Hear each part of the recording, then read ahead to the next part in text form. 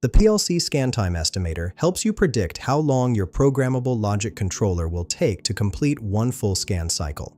Let's walk through the inputs. First, we have the PLC Family drop-down menu with 4 options. Compact PLC like Micro 800 or Click, Modular PLC such as Control Logics or Compact Logics, Safety PLC including Guard Logics, and Motion Controller like Kinetics. For this example, I'm selecting Compact PLC. Next, enter your number of I/O points. I'll use 64. Then input your program size in rungs or steps. Let's use 250. Finally, add your communication modules count. I'll enter 2. Click Calculate Scan Time and the tool generates your results. The calculator will show you the estimated scan time in milliseconds, which represents how long it takes your PLC to read inputs, execute the program logic, and update outputs. This helps you determine if your PLC can meet your application's timing requirements and whether you need to optimize your program or upgrade your hardware. Find the link in the description below.